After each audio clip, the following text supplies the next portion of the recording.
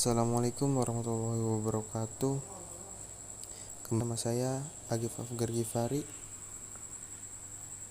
kelas SKI 2B dengan NIM 2008301047. Alhamdulillah, saya masih diberikan kesempatan untuk menjalankan dan memenuhi kewajiban tugas akhir semester mata kuliah pendidikan kewarganegaraan. Tanpa membuang waktu lama-lama, langsung saja ke materi yang pertama, yaitu hakikat pendidikan kewarganegaraan dalam mengembangkan sarjana dan profesional. Secara etimologis, pendidikan kewarganegaraan mempunyai arti.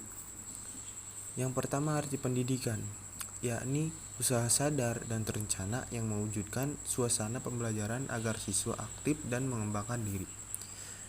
Kewarganegaraan artinya segala hal yang berkaitan dengan warga negara.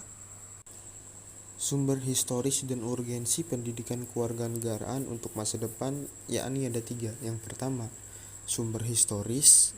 Yang kedua, sumber sosiologis. Dan yang ketiga, politis. Berlanjut ke materi yang kedua, yakni identitas nasional sebagai salah satu pembangunan bangsa. Apa itu identitas nasional? Identitas nasional yakni secara etimologi kata identity dari bahasa Inggris yang berarti ciri atau jati diri yang melekat pada seseorang. Kata nasional yaitu identitas yang melekat pada kelompok-kelompok. Dan secara istilah, identitas nasional yaitu suatu ciri yang dimiliki oleh suatu bangsa yang secara filosofis membedakan bangsa tersebut dengan bangsa yang lainnya. Identitas nasional itu terbagi menjadi 2. Yang pertama, identitas primer, dan yang kedua, identitas sekunder.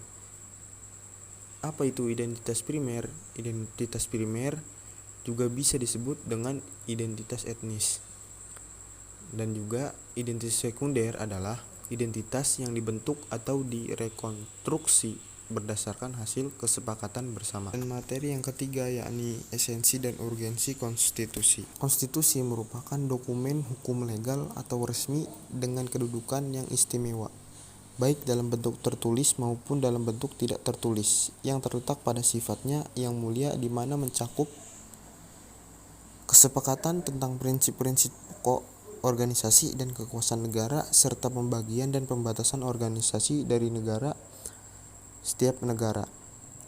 Konstitusi suatu negara pada hakikatnya merupakan hukum dasar tertinggi yang memuat hal-hal mengenai penyelenggaraan negara. Karena suatu konstitusi harus memiliki sifat yang lebih stabil daripada produk hukum lainnya. Tujuan konstitusi yang pertama, memberikan pembatasan sekaligus pengawasan terhadap kekuasaan politik. Yang kedua, melepaskan kontrol kekuasaan dari penguasa diri dan memberikan batasan-batasan ketetapan bagi para penguasa dalam menjalankan kekuasaannya.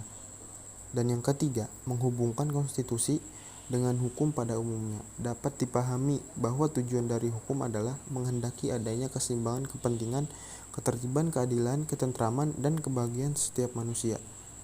Fungsi konstitusi. Apa itu fungsi konstitusi? Yang pertama, ada sebagai alat ketertiban dan keteraturan masyarakat. Yang ketiga, sebagai sarana untuk mewujudkan keadilan sosial lahir batin.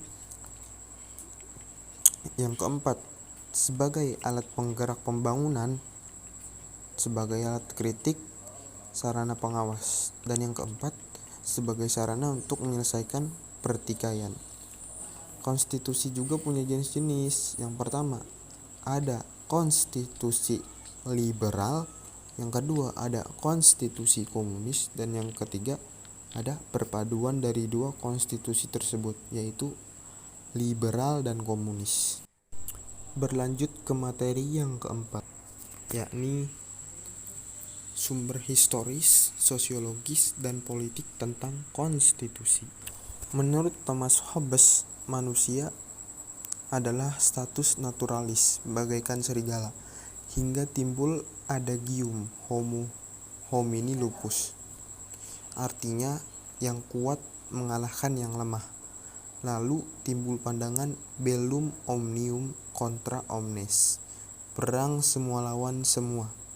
Hidup dalam suasana demikian pada akhirnya menyadarkan manusia untuk membuat perjanjian antara sesama manusia yang dikenal dengan istilah factum uniens. Selanjutnya timbul perjanjian rakyat menyerahkan kekuasaannya kepada penguasa untuk menjaga perjanjian rakyat yang dikenal sebagai istilah factum subjection. Dalam bukunya yang berjudul Leviathan 1651, ia mengajukan suatu Dalam bukunya yang berjudul Leviathan 1651, ia mengajukan suatu argumentasi tentang kewajiban politik yang disebut kontrak sosial yang mengimplikasikan pengalihan kedaulatan kepada primus inter pares yang kemudian berkuasa secara mutlak atau absolut. Pemikiran Hobbes tak lepas dari pengaruh kondisi zamannya, sehingga ia cenderung membela monarki absolut dengan konsep divine right yang menyatakan bahwa penguasa di bumi merupakan pilihan Tuhan sehingga ia memiliki otoritas tidak tertandingi. Berlanjut ke pertemuan yang kelima, yakni tentang konsep kewajiban dan hak warga negara.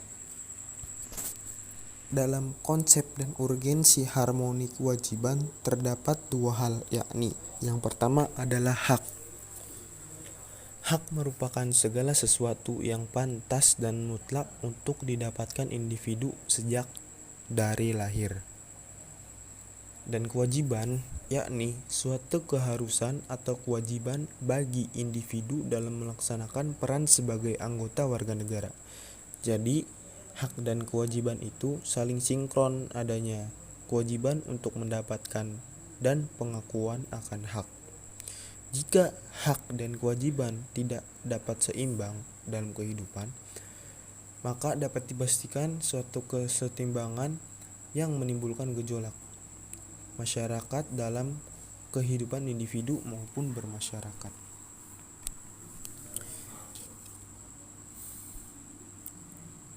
Pada masa budaya Indonesia sejak dahulu,